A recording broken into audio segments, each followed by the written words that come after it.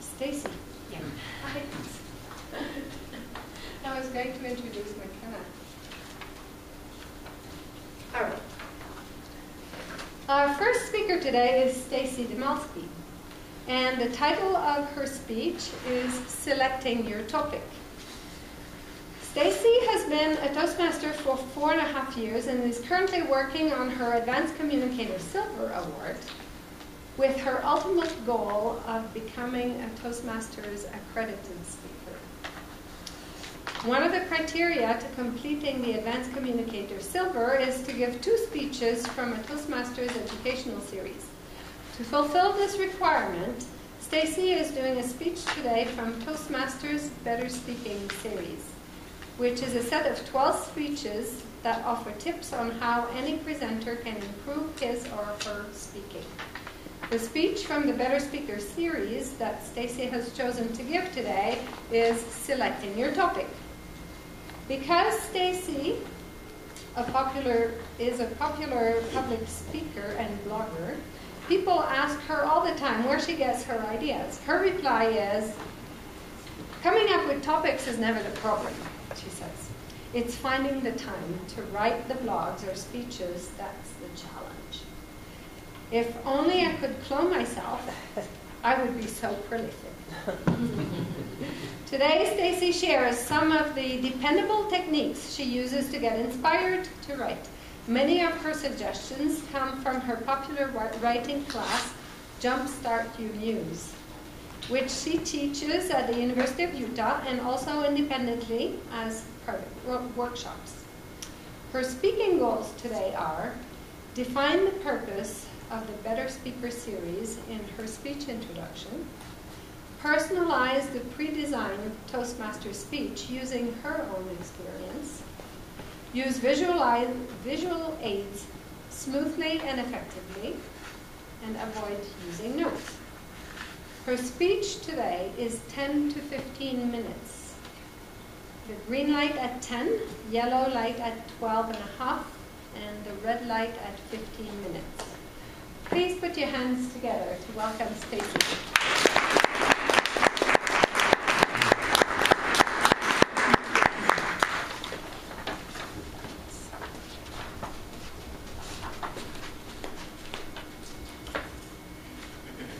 As Marielle said, we just got back from the Toastmasters International Convention, and it was a lot of fun. It was very inspiring, a lot of great speakers. We got to meet and greet and shake hands with Muhammad Yunus, if you know who he is. He won the Nobel Peace Prize in 2005 for microlending. They did a documentary about him at Sundance a couple of years ago. It was speakers of that quality. And one of the things that I noticed when I was watching these speeches, these contests, is the topics that they picked. Sometimes they were extremely innovative, and other times they were not so much. There were a lot of topics on my grandparents inspired me, I overcame adversity. I mean, these are all good things, but if you're going to do something like that, put a new spin on an old topic. I had a writing instructor in graduate school who told the class, there are no new ideas. They've all been done. There are no new ideas left. They all kind of were done back with the Greeks, Euripides, Aristotle. There's no new stories. It's up to you as a storyteller, or in this case a speaker, to be able to put your own fingerprint on those old stories and make them seem new. So, selecting your topic for the Better Speaker through the Better Speaker series. This is also hopefully will inspire you to want to be in contests, because we have a contest coming up here in 2 weeks, the humorous speech, and then right after that the evaluation contest. All right. There are really only 2 sources when you go to pick a topic. There really are. People go, I never know what to talk about. Well, okay. One is you have to rely on your personal experience. Okay, there are many aspects of your personal experience. You can talk about your interests. And you may say, well, I'm not that interesting. And I can't stand it when people say, I'm not funny, I'm not interesting, I have nothing to say. That's all not true. That is all not true. Everybody has a sense of humor. Everybody has lived life. Everybody has done things that are interesting. So your interests can include anything from hobbies, what you do at work, how you mow the lawn. Everybody has a different way of doing things. It's your perspective that we're interested in. It's not really the topic. It's your spin on it. Your career. Now, not everybody can have a career like Holly or Mark, where you can cherry pick from all kinds of great experiences that people would want to know about but have never experienced themselves. But you have experiences in whatever it is that you do as well. For example, I have written blogs about the most mundane things, and they go viral. As you well know, I wrote a blog once about a pig on a leash that I saw walking around downtown Salt Lake, and I turned it into a speech that I actually gave twice. Because once I mistakenly gave it as a PowerPoint presentation just because I wanted to try something different. It was okay. Y'all laughed, but it didn't really work like I had hoped. So then about 6 weeks later, I gave it again the way it should have been given, and it worked beautifully that time. And that's actually now a part of my bringing back the crone. I'm doing a one-woman show, speaking. I don't want to call it comedy, it's more like Will Rogers. And that became part of that because I workshopped it in here. If I can get mileage, a blog and 2 speeches, and then ultimately part of a one-woman show out of a person walking a pig on a leash, you guys have got things in your career that you can mine. A business meeting that didn't go so well, and that could either be funny or you're trying to prove a point. How to commute effectively to work, how to avoid going into the office as much as possible and work at home. There are all kinds of things that you can use to be able to mine from your career for a topic. Well, I have made a career out of this one. I wrote books about my kids, and I continue to talk about family and education, the school system. There are things your dog does that would be interesting to talk about. Kate talks about her cats. Come on, she's used cats as a theme for her Toastmasters several times and given very interesting and engaging speeches about her cats, which are part of your family. And if you go into your extended family, holy smokes, you know, your mother-in-law, your own parents, that crazy uncle at Christmas, whatever. There are all kinds of aspects of your family that you can mine from for your topics. Education. Or I should change this one to anything bureaucratic. So education is one of the most bureaucratic things we have, whether it's public or private. And from any time there's a big set of rules, you're always going to be able to find something to talk about, whether it's a pro or a con or just pointing out the ironies of it. So education or any bureaucratic, the IRS, oh my gosh, that would be a wonderful topic for a cornucopia of comedy and things that you can pull out to have as speech topics. Okay, your second source is reference material. There are some people who do not feel comfortable with sharing their own personal experiences, or it's something that they want to work up to. And it may be because they think, well, I'm really not that interesting, which is not true, as I said before, or they're just not comfortable sharing a piece of yourself. I will say this, the more interesting speeches are the ones that give your personal perspective on any topic. So although you can go to reference material for a speech, I'm going to tell you right now, it just will not be nearly as engaging for the audience as if you talk about something through your lens. So your personal experiences, if you want to do a contest and you want to move up, your personal experiences are a better topic for you to do. For example, I've been in several speech contests. The last one I talked about walking through an airport and I didn't get the right change for a cup of coffee I bought at Starbucks. And I turned that into a 7-minute rant that ended with me actually getting the tables turned on me because I found $10 and ended up giving it away. So that is a personal experience that A, everybody was wondering, where is this going? And B, at the end, it had a message. You can still create a speech that has a message with reference material, but at some point along the way, you're going to have to put your own point of view in there in order for people to really resonate with it. Otherwise, you become a talking encyclopedia up here. But if you're going to use reference material, the first place you can go to, and the easiest place and the cheapest place, are websites. There are websites for everything, and if you just go out and Google your topic, you will find tons of information about what it is you want to talk about.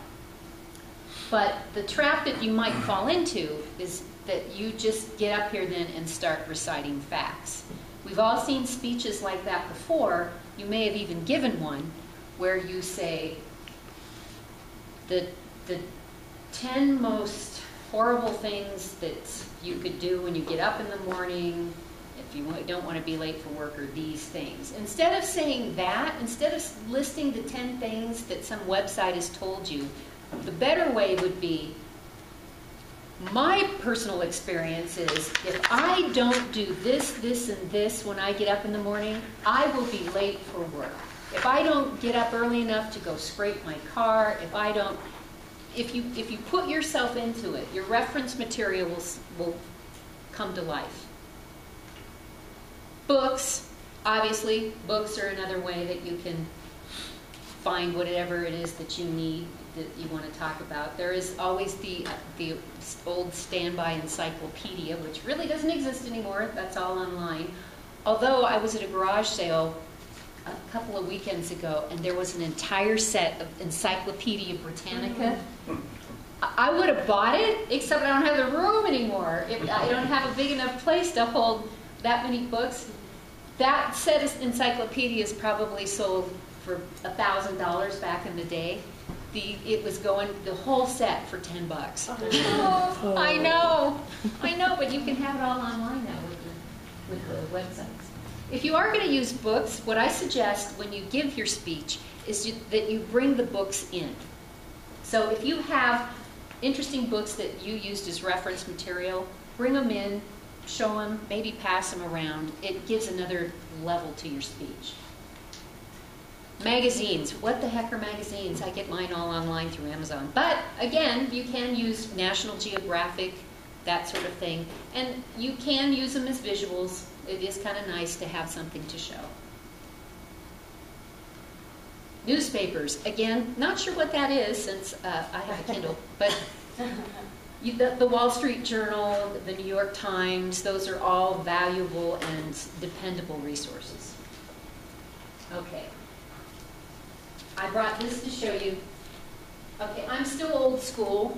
I carry these things around, and whenever inspiration strikes, I write it down. I carried this with me. This is a new one. I had tons of these. I carried this with me to Toastmasters, to the international conference, while L'Oreal was getting her iPad out and taking notes that way. I am writing it down with my glasses here so I can see up there, but then read down here. So whatever it is that works for you, write it down, because you will never remember it. I'm sorry to be the one to tell you, but you'll never remember it. You'll think of something brilliant, and it will be gone by the time you get home or by the time you wake up the next day, whatever.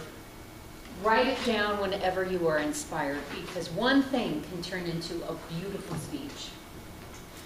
Okay, then the next thing you do after you've got your topic, you are inspired, you wrote down what you want, you have to narrow it down.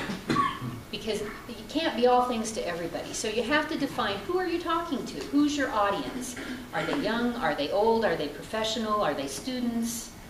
Who are you talking to? Because that's going to determine the types of words that you use and the way that you present. You're going to be more animated for kids, but maybe a little more business-like for professionals. How many people are there? I keep getting the 3s and the 2s back there because I'm not talking loud enough. If you're not going to be mic'd, then you need to be able to project. So that's something that you want to make sure that you know. How many people are you going to be talking to so that you can make sure that everybody can be included? What's the age range? You're not going to come out and tell some dirty jokes if you're talking to the high schoolers, although they would love it, but you can't do that. And are they familiar with your subject? Are you going to have to explain everything to them? Or can you just kind of dive in and give them the highlights, give them the meat, so to speak, of what they want to hear about? Okay, and do they have similar interests, education, background, experience? Are you talking to a wide range of people that are very eclectic, or one simple group? Mark, I know you talk to, miners and auto mechanics and, one narrow group of people. But then I'm sure what you do is you change your speech to reflect the group of people that you're talking to. Okay, also the occasion matters. Are you giving a toast at a wedding, or are you giving a eulogy? You don't want to mix the two up. Does the event have a theme? If you're at a wedding, is it unicorns and bunnies or whatever? You could add some jokes about that.